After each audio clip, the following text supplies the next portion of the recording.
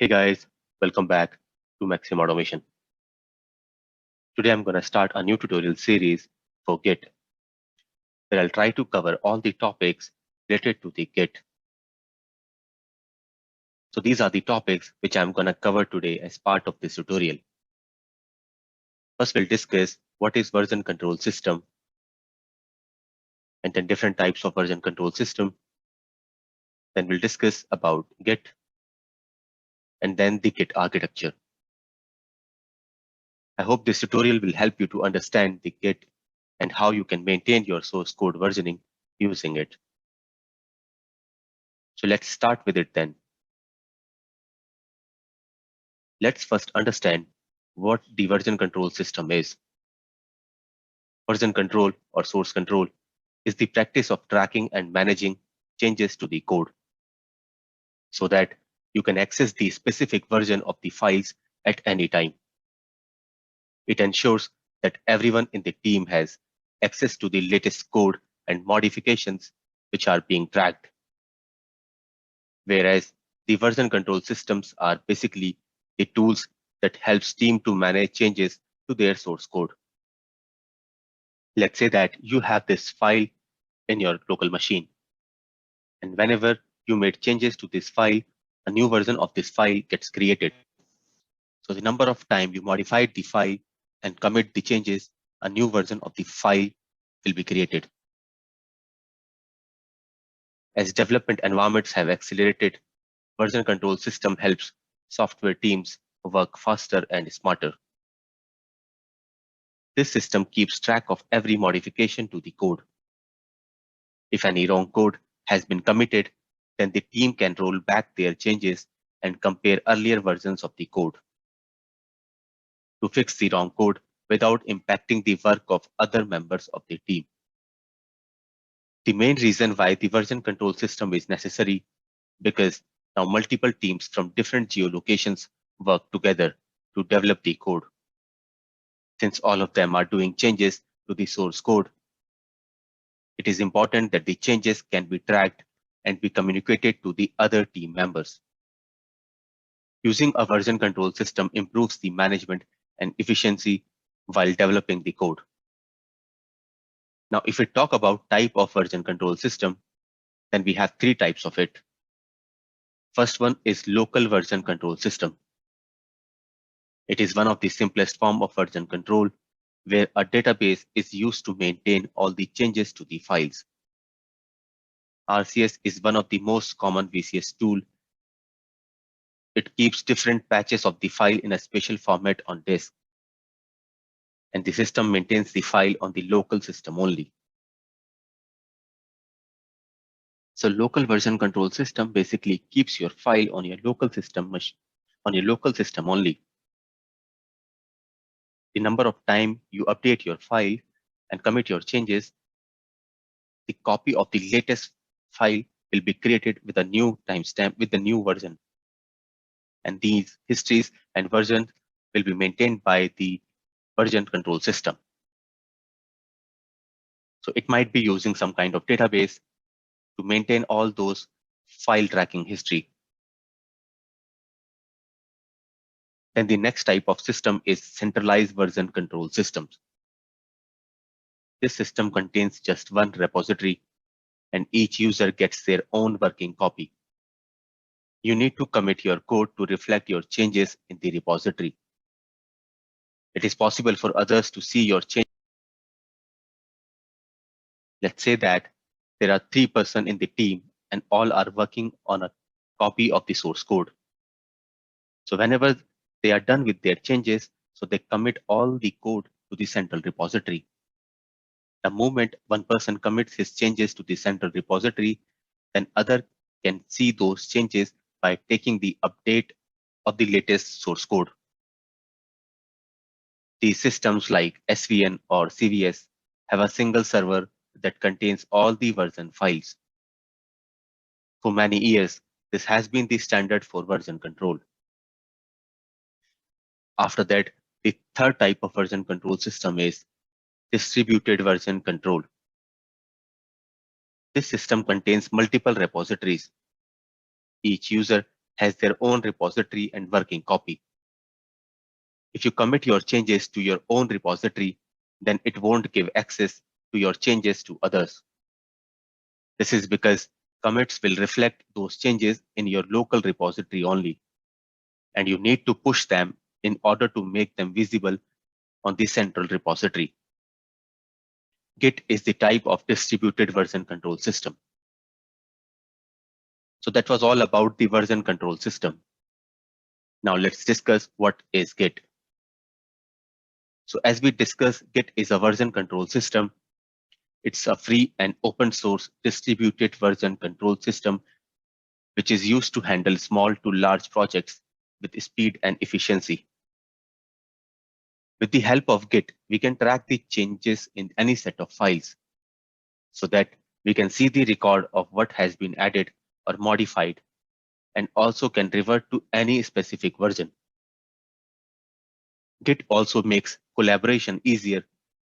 It allows changes by multiple people to be merged into one source. Git is basically a software which runs on your local machine. All the files and their history stores in the local machine itself. To store your files or code to online server so that anyone can work on the same code, you need to use the online hosting system like GitHub, GitLab, Bitbucket, or any other system which uses Git. There are multiple host systems which uses Git, so you might be using one of those hosting systems in your organization. Now let's understand the Git architecture. Most of the version control systems have a two-tier architecture. However, Git has a three-tier architecture. The three tiers or layers are basically the first one is working directory, then the second one is staging, and the third one is local repository. Or you can say the three layers as modified, stage, and committed. The first layer is the working directory. The working directory is the directory on your local system where your source code files are placed so that you can use or modify those files. Then the second layer is the staging. So in Git architecture, this staging area is the extra layer.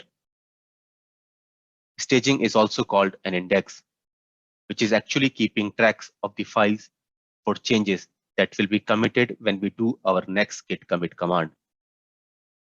Unlike the other version control system, which had two-tier architecture, they did not have a staging layer. In that case, when we perform the commit operation, then it moves all the changed file or modified files from the current working tree into the repository. But the index or staging allows us to control what parts of the working directory or what files among all the changed files should go into the repository on our next commit operation. So with the help of staging, you can keep track of files which you want them to be the part of your next commit operation. Only the changes or files added to the staging area will be committed when we perform a commit operation. Now you might be thinking, what could be the scenario that I don't want to commit any changed file? So when we develop the code or introduce a new change in the framework, then it is not always that you want to commit all the modified files to the repository. You might have changed many of the files while developing the functionality, but only a few files need to be committed to incorporate the changes. So staging comes handy in that case. Also, there might be some of the files in your current working directory which you don't want to track at all. For example, log files or execution reports. If there is no staging area, then these files will also be committed in next commit operation. Although we can use git ignore files to avoid these files to commit, but sometimes the name of the files can be random and we cannot control it using the git ignore. And now if we talk about the third layer, that is the local repository, then Git local repository contains the files on your machine itself until or unless you push the changes to the remote repository systems like GitHub or Bitbucket. A Git repository is basically the .git folder inside your project. When you create a Git local repository on your working directory, then it creates the .git folder at the root location of your project. This repository tracks all the changes made to the files in your project and builds a history of those files. If you delete the Git folder, then you will lose the project history and all the files tracking.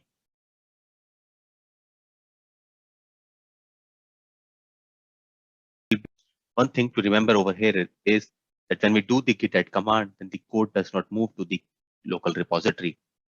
It creates a virtual copy of the actual file and mark the file as tracked. To move the code from staging to the local repository, we need to perform the command called git commit. So when we type the command git commit, then all the files in the staging area will be moved to the local repository. And then whenever you want to take the latest copy from the local repository, then you perform the git checkout command, which will copy the latest code from the local repository to your working directory. So if I concluded, then the working directory is created when a Git project is initialized into your local machine and allows you to edit the copied source code.